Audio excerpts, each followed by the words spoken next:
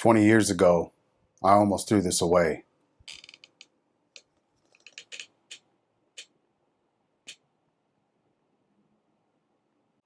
20 years ago, I almost threw all that away until one text message changed everything. You see, my wife and I got married when we were relatively young. In young relationships, when you're not really counseled and prepared to get into a serious commitment like that, there could be turmoil. You got two individuals, two strong personalities coming together in this holy union to form one, to form a family, right? And so my wife and I were newly married and we're still just, playing tug of war with wills, give and take, struggling, trying to figure each other out, just trying to figure life out. And at the time, we had two young children, very young. Our two oldest ones, they were very young at the time. And we got in this very, very bad argument. I mean, it got to the point where I left and I said, I'm not coming back. And she was like, good, because I don't want you back. And slamming doors, jumped in the car, and I was out. And I was out. As I was leaving, I was thinking about, packing my stuff. Where am I going to stay? Who am I going to go to? And I ended up at my sister's house. One of my sisters lived in the same city I did, and I went to her house and I explained to her. I said, "Sis, I'm out. I'm done. It's over. We're splitting up, and is it cool if I crash here for a couple of days until I figure things out?" And she was like, "Sure, brother. Whatever you need. You can stay on my couch and just hang out here till you guys get things resolved." I said, "I ain't resolving nothing. I'm out. I'm done. This is over." And she said, "Okay." So I'm sitting there on the couch, just seething in my anger. And I'm sitting there on my phone, just scrolling. I get a text message from my wife. And it said something like this: when I thought about us, I always thought about us growing old together and watching our grandchildren play. It was a simple text. Nothing romantic, nothing poetic. It was just an observation that she had. It was a vision that she had kept in her heart that she shared with me. I was so short-sighted. I had no idea. I wasn't thinking about grandchildren. Our kids were toddlers at the time. I wasn't thinking about grandkids, but she's seen this.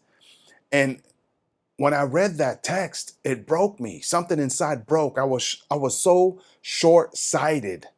I had such myopic vision. I couldn't see past my nose. I was so selfish and so angered by this argument we had that I just couldn't see past it. I couldn't see past the foolishness. And when she texted me that, it really opened my eyes. And I got to thinking, wow, I never even thought about our kids as kids. I never even thought about that. And here she was showing me, hey, look, I didn't marry you to be some fly by night relationship. I married you because I wanted to grow old with you and create a family. And you and I could watch our grandchildren play. So nonetheless, I went back home. We patched some things up. And I said, you're right. Come thick and thin, hell or high water, we got to stick this out. We got to stick together. We got to work through this. And so 20 plus years later, my daughter and her husband, they come into town and we take them to an amusement park. And one of my 3-year-old granddaughter, she's been petrified of rides. She won't get on any rides. We take her to the mall and she won't even get on the little merry-go-round at the mall. But I said, maybe she'll get on a ride this time. And so we go to the little kid area and we're standing in line and there's this little ride there for little kids. And I said, hey, you want to go on a ride? And she goes, yeah, Baca, I want to get on a ride. And I was ecstatic. I was like, yeah, maybe I could convince her to get on this time. So we're standing in line and we're getting closer to the front, and I could see her big, beautiful eyes looking up at me and looking at the ride, looking up at me and looking at the ride. And I'm constantly reassuring her, it's going to be all right. We're going to have fun. She goes, yeah, fun, Baca. She calls me Baca because she couldn't pronounce grandpa. We were trying to tell her grandpa, and she'd say Baca. And anyway, so we get to the front. We get into the ride. We get strapped up.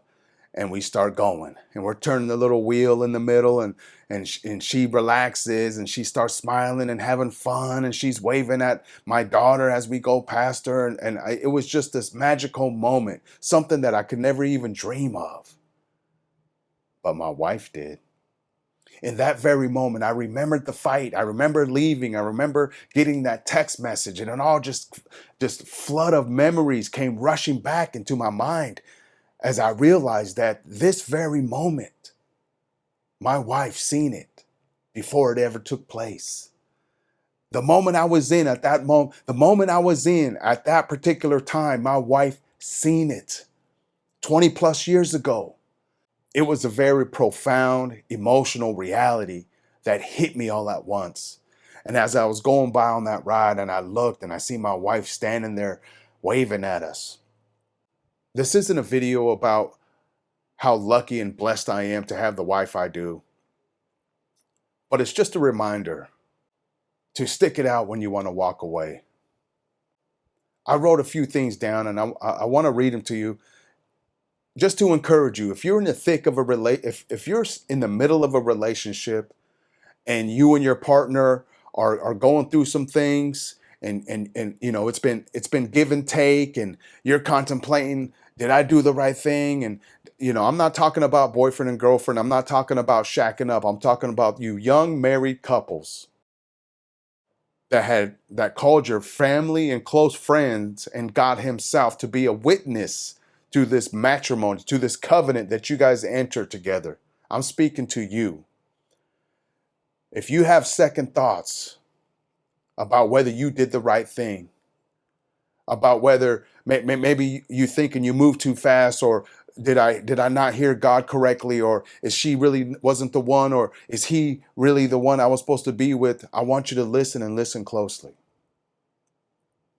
Number one small act can change everything. A single text, a kind word, a moment of vulnerability can change everything. My wife didn't, she could have stuck to her guns too and been stubborn and said, I ain't texting him. But she allowed herself to be vulnerable and shared her heart with me. I imagined us being old together and watching our kids, watching our grandkids. And then 20 years later, boom, it hits me like a ton of bricks. I'm on a ride with my granddaughter and we're having the blast. And I realized this was it. This is what she was talking about. And it just took one text that changed the course of it all.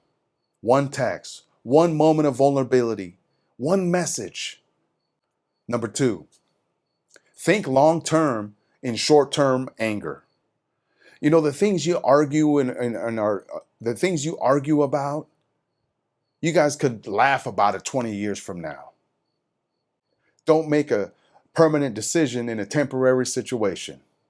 Give each other the grace. Give each other the understanding. Number three, love isn't always fireworks. Sometimes it's just not walking away, even when you want to. Number four, grand gestures are overrated. Sitting, listening, sending heartfelt messages to each other. Those are the type of things that can rebuild a relationship. It's those small things that could be more powerful than any cinematic proposal. What are we on? Number 5, 4? Conflict doesn't mean it's over. Healthy love can survive if both choose to rebuild. Healthy love can survive if both choose to rebuild. Don't throw in a towel as soon as you guys have a conflict. That's just a sign that you guys are making progress. That's just a sign that you guys are working things out. You know, a marriage is like anything else. You have to work at it.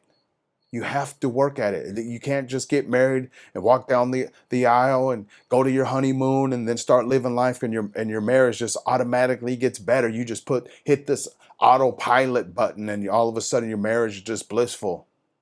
Sorry, that doesn't happen. You got to constantly care it. You got to nurture it. You got to care for it. And you both got to be committed to rebuilding it if it's broken. You're writing your family's future memoirs right now. So I guess I'll just close with this. One day, you could be on a ride with your granddaughter, looking over at the person that refused to let you give up. And you'll know then your decision to stay was the best one you ever made. Hit that like button, hit that subscribe button. Continue to tune in. Thank you for your time, and I'll see you on the next one. Thank you for joining us. We hope today's episode has sparked your curiosity and offered you new insights into the human experience. If you enjoyed the episode, please consider subscribing and sharing it with others who might find value in our content. We'd love to hear your thoughts, so feel free to leave a comment and a thumbs up. Until next time, keep exploring, reflecting, and finding meaning in your own unique journey. Safe travels, and we'll see you on the next episode.